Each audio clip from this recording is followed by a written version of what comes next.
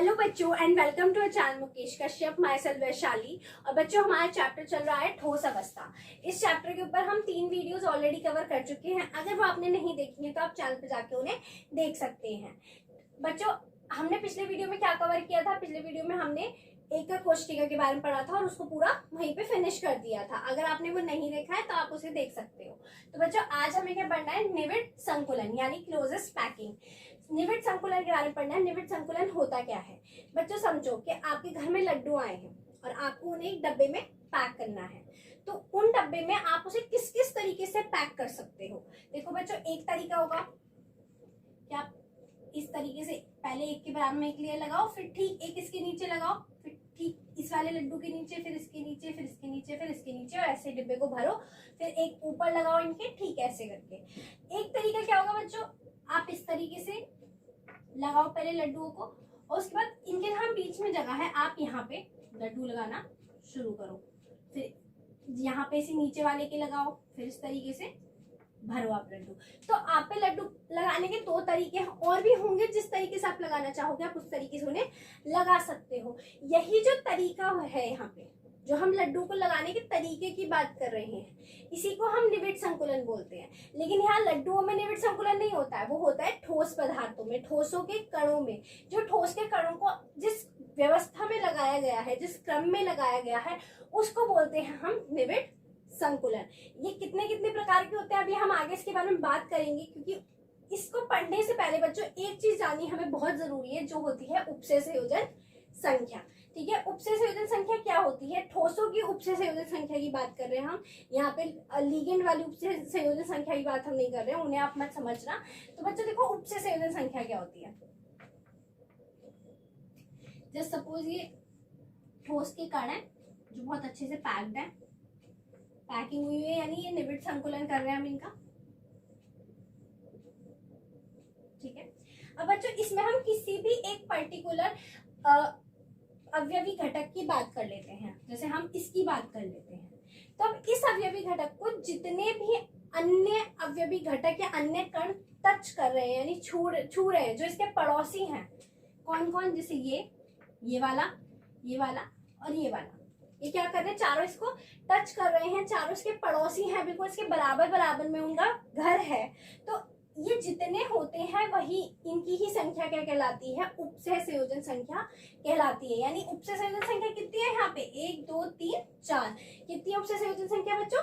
4। अगर आप इसके ऊपर एक लेयर और लगाने की बात करो तो इसकी उपसे संयोजन संख्या 4 की जगह वहां पे 5 हो जाएगी, वो बदल जाएगी। यानी जैसे जैसे आपकी पैकिंग चेंज होगी वैसे ही वैसे क्या होगी? उपसे संयोजन संख्या भी आपकी बदलती रहेगी। ठीक है बच्चों, अगर आप इस वाली पैकिंग में कर रहे हो, जो हमने आपको दो लड्डुओं के बीच वाली बताई थी, 2 लड्डुओं के बीच में एक लड्डू, बच्चों देखो जैसे आप इस वाले में कर रहे हो तो हम इस अवयवी कण की बात करते हैं। एक ये इसके क्या है? पड़ोसी अवयवी कण है, या ऐसे अवयवी कण जो इसको छू रहे हैं, जिसको टच कर रहे हैं। तो कितना है वो? 1 2 3 4 5 6। कितने हैं? 6। तो यहाँ पे इसकी उपसे संयोजन संख्या कितनी हो जाती है? 6 हो जाती है। तो इसी तरीके से बच्चों हम जब निविड संकुलन में आगे बढ़ेंगे, इसके प्रकार पढ़ेंगे, तो हम देखते हैं कि इनकी उपसे संयोजन संख्या क्या होती है, निविड संकुलन कितने प्रकार का होता है। ठीक है, तो बच्चों निविड संकुलन के प्रकारों की हम बात करते हैं। इसमें पहला कौन सा है? एक विमा में निविड संकुलन, यानी क्लोजेस्ट पैकिंग इन 1 डायमेंशन। दूसरा है द्विविमा में निविड संकुलन, यानी closest packing in 2D dimension. और तीसरा है त्रिविमा में निविड संकुलन, तो यानी closest packing in 3D dimension, यानी 3rd डायमेंशन। ठीक है बच्चों, तो देखो इसमें जो द्विविमा और त्रिविमा है, इसके और भी आगे प्रकार होते हैं, जिनको जब हम द्विविमा और त्रिविमा के बारे में पढ़ेंगे तो वहीं पर उन्हें समझ लेंगे और उसी के तभी इसके बारे में डिस्कस कर लेंगे। अभी बच्चों हम किसके बारे में पढ़ते हैं? पहले एक विमा में निविड संकुलन के बारे में। तो एक विमा में निविड संकुलन क्या होता है? तो बच्चों एक विमा में निविड संकुलन होता है जब ठोसों के कणों को इस प्रकार व्यवस्थित किया जाता है कि वो केवल कौन सी दिशा में हो? केवल एक्स दिशा में हो, यानी केवल कौन सी डायमेंशन में जाए? सिर्फ एक डायमेंशन में जाए, एक ही अक्ष की ओर जाए, वो दूसरे या तीसरे अक्ष की ओर वो ना जाए, तभी से हम एक विमा में निविड संकुलन बोलते हैं। देखो बच्चों, इस तरीके से ये हमने ठोस के कण लगाए हैं, तो किस तरीके से? सिर्फ ये में जाएंगे, ना हम इन्हें नीचे लेंगे, ना हम इनके ऊपर कोई और पैकिंग लगाएंगे और कोई ठोस के कणों को हम लगाएंगे। ये सिर्फ एक इसी रेखा में एक्स अक्ष की दिशा में ही चलेंगे। तो बच्चों यहाँ पे इसकी उपसे संयोजन संख्या की बात करते हैं। यहाँ इनकी उपसे संयोजन संख्या कितनी होती है, आप कोई भी ले लो, जैसे हम इस वाले को ले लेते हैं। तो बच्चों देखिए इसमें उपसे संयोजन संख्या क्या होगी इसकी, एक इसको कौन टच कर रहा है ये, और एक कौन टच कर रहा है इसको ये, यानी ये दोनों इसके पड़ोसी हैं। तो यहाँ पे इसकी उपसे संयोजन संख्या कितनी होगी, इसकी उपसे संयोजन संख्या होगी 2।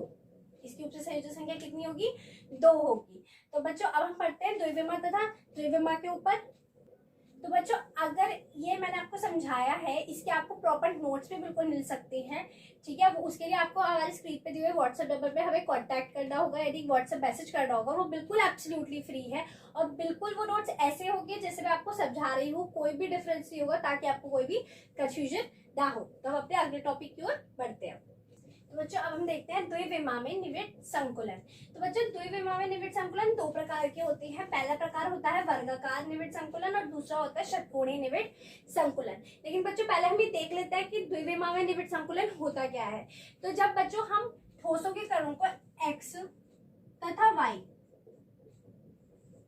वाई दोनों अक्षों में क्या करते हैं, ठोसों के कणों को व्यवस्थित करते हैं, तो जो हमारी क्रिस्टल जालक संरचना बनती है उसे हम द्विविमा में निविड़ संकुलन कहते हैं। यानी वहां पे क्या होता है, एक्स अक्ष में भी आप ठोस के कणों को व्यवस्थित करते हो और वाई अक्ष में भी व्यवस्थित करते हो, जो कि हम एक विमा में क्या करते थे, केवल एक्स अक्ष में व्यवस्थित करते थे। तो बच्चों इसे हम 2 प्रकार से कर सकते हैं। उसका एक प्रकार है वर्गाकार रूप से और दूसरा क्या है, षटकोणीय रूप से। तो देखो बच्चों पहले हम देख लेते हैं वर्गाकार निविड़ संकुलन, यानी 2D क्लोजेस्ट स्क्वायर पैकिंग, क्योंकि ये 2D में है और निविड़ संकुलन क्लोजेस्ट पैकिंग और ये वर्गाकार इसलिए स्क्वायर, ठीक है। 2D क्लोजेस्ट स्क्वायर पैकिंग इसे हम बोलेंगे। तो देखो बच्चों जब हम कणों को, अवयवी कणों को एक्स तथा वाई अक्ष में इस प्रकार व्यवस्थित करते हैं कि एक वर्गाकार आकृति प्राप्त हो। किस तरीके से व्यवस्थित करते हैं कि एक वर्गाकार आकृति प्राप्त हो, तो इस प्रकार के निविड़ संकुलन को हम क्या बोलते हैं, वर्गाकार निविड़ संकुलन बोलते हैं। देखो बच्चों हम इसमें से कैसे लगाएंगे, ये तो हमने एक्स अक्ष में लगा दिए, ठीक है, ये हमारे एक्स अक्ष में हो गए। अब क्या करेंगे, हम इसे वाई अक्ष में ले जाएंगे। तो बच्चों 2 प्रकार हो सकते हैं इसे वाई अक्ष में ले जाने के, लेकिन हमें कौन सा वाला पढ़ना है, वर्गाकार रूप में, यानी वर्गाकार आकृति बननी चाहिए। तो हम क्या करेंगे, ठीक इस ठोस कण के नीचे दूसरा ठोस कण व्यवस्थित करेंगे इस तरीके से।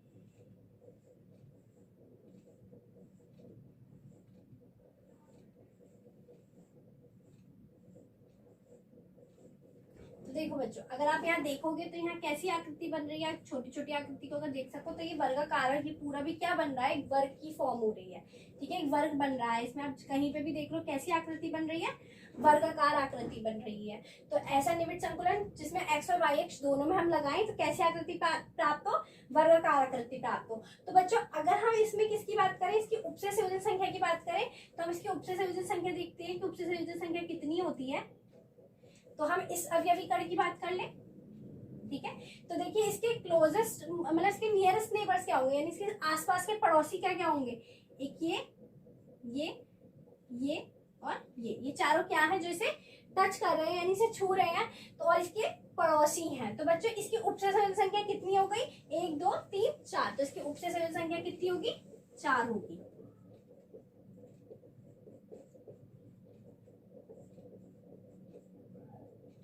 उपसे संयोजन संख्या कितनी होगी इसकी, 4 होगी। तो अब बच्चों हम अगले वाले टॉपिक पढ़ते हैं जो है हमारा षटकोणीय निविड़ संकुलन। तो बच्चों अब हम बात करते हैं षटकोणीय निविड़ संकुलन की। इसको हम क्या बोलेंगे, 2D हेक्सागोनल क्लोजेस्ट पैकिंग। इसे शॉर्ट में बच्चों हम क्या बोलते हैं, शॉर्ट में इसे आप बोल सकते हो HCP, हेक्सागोनल क्लोजेस्ट पैकिंग। इसका यूज आपके न्यूमेरिकल्स में भी हो सकता है। अब देखो बच्चों इसमें हमें एक्स और वाई अक्ष में ही लगाना है क्योंकि द्विविमा में निविड़ संकुलन के अंतर्गत आता है, तो एक्स और वाई अक्ष में लगाना है। लेकिन किस प्रकार लगाएंगे, जब हम अवयवी घटकों को द्विविमा में यानी एक्स और वाई अक्ष में इस प्रकार व्यवस्थित करते हैं कि एक षटकोणीय आकृति प्राप्त होती है, तो उसे हम क्या बोलते हैं, षटकोणीय निविड़ संकुलन बोलते हैं। तो देखो बच्चों किस तरीके से इसे हम करेंगे, ये हमने एक्स अक्ष में ठोस के कण लगाए हैं। अब हम इसे वाई अक्ष में लगाना है, लेकिन किस तरीके से कि षटकोणीय आकृति बने। उसके लिए हम क्या करेंगे, इन दो ठोस कणों के बीच में एक ठोस कण लगाएंगे।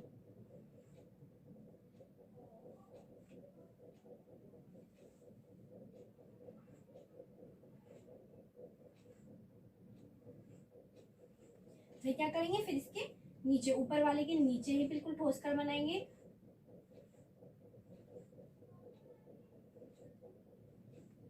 अब फिर इसके बीच में,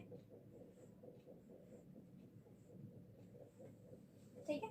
अब देखो बच्चों, अगर आप यहाँ पे देखो, अगर हम इस वाले की बात कर लें, इस वाले अभिकरण को लें, तो आप यहाँ से देख सकते हो कि कैसी आकृति बन रही है,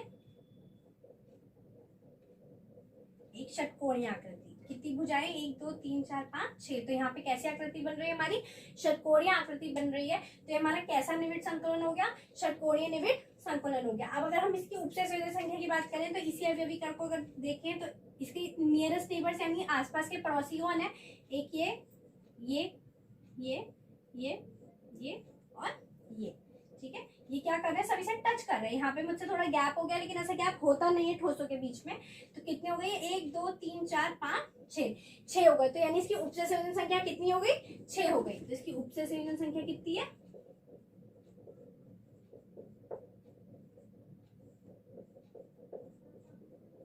बराबर 6 है। तो बच्चों ये हमारा था द्विविमा में निविड़ संकुलन। अब हम अगले की ओर बढ़ते हैं, जो कि है हमारा त्रिविमा में निविड़ संकुलन। अब देखो बच्चों, हमारा क्या है, त्रिविमा में निविड़ संकुलन, यानी 3D क्लोजेस्ट पैकिंग।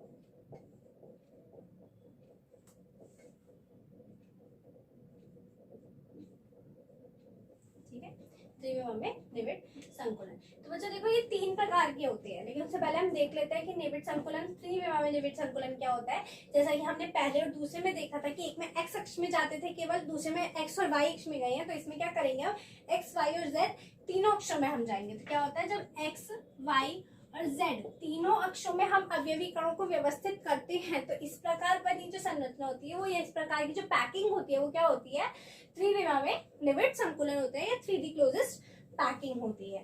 ठीक है बच्चों, इसको लगाने के 3 प्रकार हो सकते हैं। पहला कौन सा होता है, ए प्रकार की पैकिंग, दूसरी हमारी ए बी प्रकार की पैकिंग, और तीसरी है एबीसी प्रकार की पैकिंग। तो बच्चों हमने इस तरीके से क्यों बोला है कि इसमें क्या है, जितने भी अवयवी कण है वो सब एक ही क्रम में एक ही प्रकार से लगाए गए हैं, जबकि इसमें जो होंगे वो हमारे 2 अलग अलग तरीकों से लगाए जाएंगे, और इसमें जो होंगे वो 3 अलग अलग तरीकों से लगाए जाएंगे। तो जो 3D क्लोजेस्ट पैकिंग का मैं थोड़ा सा आपको आइडिया देती हूँ, क्या होगा, जैसे अभी तक आपने द्विविमा में निविड़ संकुलन लगाया था इस तरीके से कि क्या था, एक्स और वाई एक्सिस पे आप गए थे।